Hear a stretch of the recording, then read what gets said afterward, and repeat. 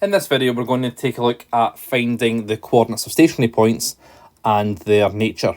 Okay, it's important to realise that there are four main types of stationary point. You've got a minimum turning point, a maximum turning point, a rising point of inflection, or a falling point of inflection. Okay, their nature is the fact that they are a minimum turning point, maximum turning point, rising pi, or falling pi. That's the nature. We find that by creating a nature table. But what we have to remember here is that whenever we get a stationary point, these stationary points always occur at the exact same point in time. It's when my derivative is equal to 0. Because the derivative is the gradient, what I've got here, if I look at my first diagram, I've got a negative gradient on this side, a positive gradient on this side. But there has to be a point in time where the gradient is 0, and that is the turning point. It's whenever we can draw a tangent that is a horizontal line. So therefore, all horizontal lines have a gradient of 0. So in order to find stationary points, we have to differentiate and then set our derivative to 0. So I can say dy by dx is equal to 6x squared minus 24x plus 18.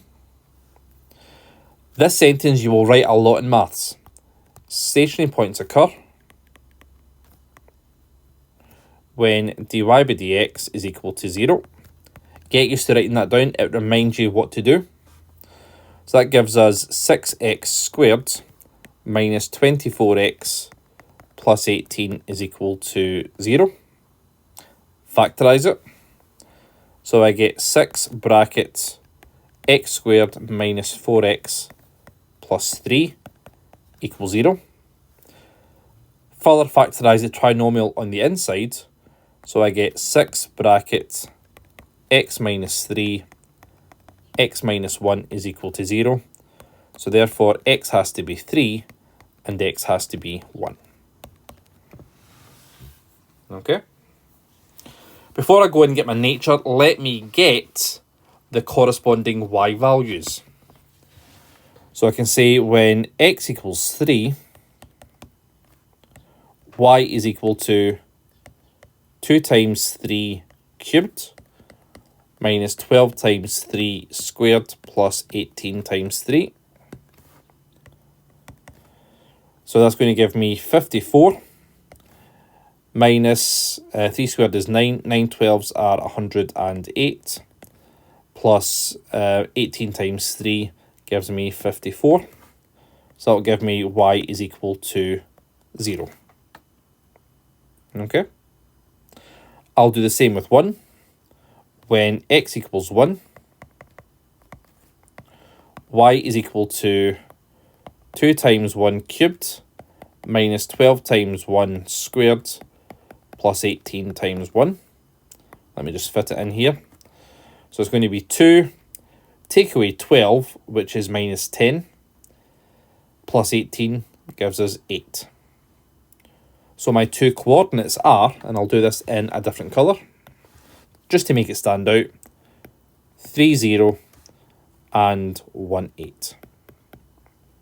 Okay, those are my stationary points. Now I need to get my nature. So let's go ahead and draw out our nature table.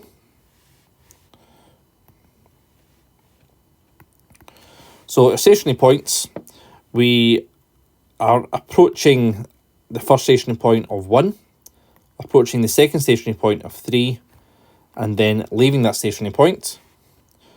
Put in our dy by dx and the shape. Put in my zeros because that is where my derivative is equal to 0 at my stationary points of 1 and 3. What I want to do just now is I want to choose numbers that are before, between and after the stationary points. So before 1, I'll put in 0. Between 1 and 3, I'll put in 2. And after 3, I'll put in 4. Okay? So all I'm going to do here is substitute my x values into my derivative. So that's going to give me, that will be positive if I put 0 into that. If I put 2 in, that would be negative.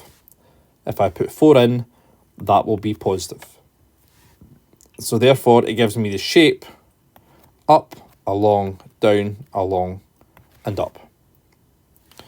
So looking at the shape of the nature table, I've got a maximum turning point at the first point, which is 1, 8.